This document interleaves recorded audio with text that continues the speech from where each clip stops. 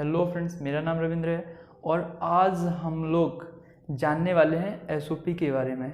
क्योंकि एसओपी जो है वो फार्मास्यूटिकल्स या non pharma like automobile lines या फिर गवर्नमेंट तक ही सीमित नहीं, वो हर सेक्टर में कुछ एसओपीस होते हैं। एसओपीस में क्या रहता है, उसके इशू रहते हैं, उसमें कैसे काम करना है, उसकी क्या क्या एक्टिविटीज़ करना है, किस टाइटल से किस तरीके से उसको काम करना है, ये सब उसके सारे टाइटल्स मेंटेन रहते हैं। तो आज हम एसओपी के सारे टाइटल्स के बारे में डिस्कशन करेंगे और जानेंगे उन सबको। ये सब जानने के लिए चलो हम लोग चलते हैं अपने स्टूडियो या क्लासरूम की ओर। हेलो फ्रेंड्स, तो जैसे कि हम लोग आज जानने वाले थे एसओपी के बारे में, तो चलिए हम लोग पहले एसओपी के कुछ पॉइंट को समझ लेते हैं कि आखिर एसओपी में टोटल कितने टाइटल्स होते हैं, आखिर एसओपी में होता क्या क्या है।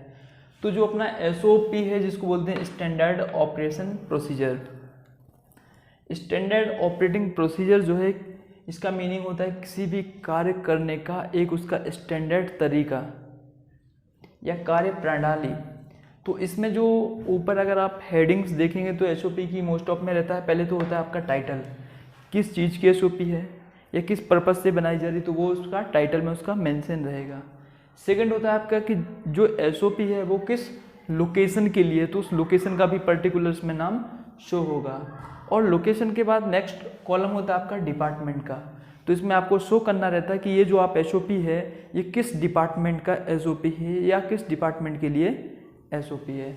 डिपार्टमेंट नेम के बाद होता है फिर आपका होता है एसओपी नंबर। एसओपी नंबर एक ऐसा नंबर है जो डेडिकेटेड डॉक्यूमेंट को शो करता है कि अगर आप उस नंबर को प्रेजेंट करते हैं तो आपको वो एसओपी मिल जाएगा या रेफ़र कर देंगे। क्योंकि फार्मास्यूटिकल्स में बहुत सारे डॉक्यूमेंट्स हैं और अगर हमें उनको इजी वे में सर्च करना है अपने, जैसे एग्जांपल में आप किसी डिपार्टमेंट में जाते हो और आप बोलोगे कि मुझे क्लीनिंग प्रोसीजर या जनरल प्रोसीजर की एसओपी नंबर X चाहिए, तो आपको इजीली वो एक्चुअल एक्टिविटी का एसओपी आपको मिल जाएगा। तो ये होता है आपका एसओपी नंबर। एसओपी नंबर के बाद नेक्स्ट आता है आपका रिवीजन नंबर। रिवीजन नंबर क्या है, इस एसओपी को कितनी बार रिवाइज किया गया या इसमें कितनी बार चेंजेस किए गए हैं, तो वो भी यहाँ काउंटेबिलिटी में रहेगा, काउंट होगा कि ये एसओपी कितनी बार रिवाइज हो चुकी है। रिवीजन नंबर के बाद सबसे लास्ट रहता है आपका पेज नंबर, कि आखिर इस एसओपी में कितने टोटल पेज हैं या कितने पेज की ये एसओपी है। जिससे क्या होता है कि अगर आपका कोई पेज मिसिंग हो जाता है तो आपको पता रहता है कि भाई ये मेरा 15 पेज का एसओपी है और इसमें लास्ट पेज यानी 14 ही पेज हैं, मतलब एक पेज आपका मिसिंग है। तो ये भी काउंट करने के लिए हर एसओपी में मेंशन रहता है। तो ये तो मैंने बात किया कि एसओपी का टाइटल जो कि हर पेज पे इतना डिटेल मेंटेन रहता है। अब बात करेंगे हम एसओपी की कि उसके अंदर आखिर कितने पॉइंट रहते हैं। तो एसओपी में पहले होता है आपका पर्पस, इस एसओपी को किस पर्पस से बनाया जा रहा है, तो वो भी टाइटल मेंशन रहता है। किसमें रहता है कि क्लीनिंग पर्पस से है, ऑपरेशन पर्पस से है, मेंटेनेंस पर्पस से, जो भी एक्स उसका पर्पस है वो भी इसमें मेंटेन रहेगा। फिर आता है एसओपी का स्कोप। तो एसओपी का जो स्कोप है वो होता है डिपार्टमेंट या कंपनी का नेम। इसमें रहता है कि ये एसओपी का स्कोप एक्स कंपनी के एक्स डिपार्टमेंट के लिए, मतलब यहाँ पे मैं डिपार्टमेंट या कंपनी नहीं बोल सकता हूँ। वैसे तो इंडिया में बहुत सारी फार्मास्यूटिकल हैं, मैंने बहुत सारे में काम किया, मैं बोल सकता हूँ, बट ऐसा प्राइवेसी आप जिस भी कंपनी में उसका डिपार्टमेंट या उस कंपनी का नेम इस स्कोप में हो सकता है। इसके बाद नेक्स्ट आता है आपका रिस्पॉन्सिबिलिटीज़। तो जो रिस्पॉन्सिबिलिटीज़ है ये एसओपी के लिए कौन कौन से पर्सन से जो रिस्पॉन्सिबल हैं, तो रिस्पॉन्सिबल पर्सन्स होते हैं आपके ऑपरेटर्स या सुपरवाइजर्स, ये पर्सन्स रिस्पॉन्सिबल पर्सन में आते हैं। नेक्स्ट आता है आपका अकाउंटेबिलिटीज़। इस एसओपी की जो अकाउंटेबिलिटीज़ है वो मैनेज करता है अकाउंटेबिलिटी कौन, HOD, हेड ऑफ डिपार्टमेंट या हेड ऑफ प्लांट, जो भी उस एसओपी के अगेंस्ट उसमें कुछ चेंजेस करने के राइट्स रखता है या जिसकी रिस्पॉन्सिबिलिटीज़ है वो इधर मेंशन होगा। फिर आती है आपकी प्रोसीजर।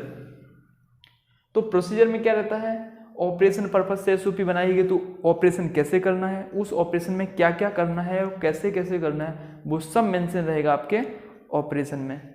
ऑपरेशन के बाद फिर नेक्स्ट आता है आपका प्रिकॉशंस।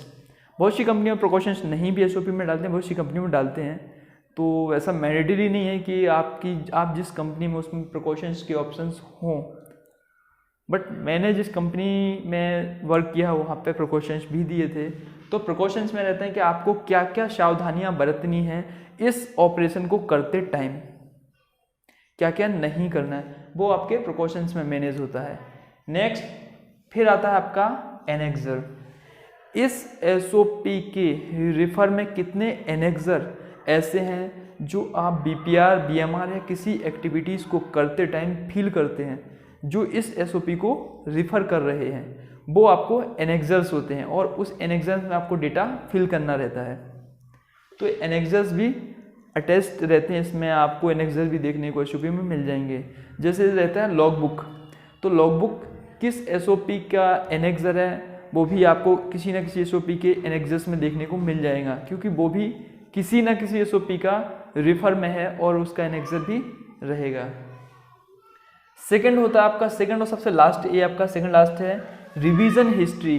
तो रिवीजन हिस्ट्री जैसे मैंने आपको बताया था कि अगर SOP को रिवाइज किया जाता है तो ऊपर उसका काउंट आएगा कि भाई ये SOP 2 बार रिवाइज हो चुकी है, 3 टाइम 4 टाइम, जितने भी टाइम ये है वहाँ पे उसकी काउंटेबिलिटी आएगी।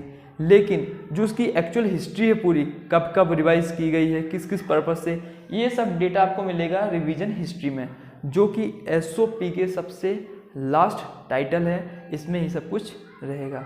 तो मैं रविंद्र, आज हम लोगों ने जाना कि आखिर SOP में क्या क्या होता है, और भी रिलेटेड टू फार्मा और रिलेटेड टू गाइडेंस हम लोग और भी डिस्कशन करेंगे। इसीलिए आपने अगर मेरे चैनल को सब्सक्राइब नहीं किया है तो कर दीजिए, ताकि आपको ऐसे वीडियोस मिलते रहें। Okay, bye.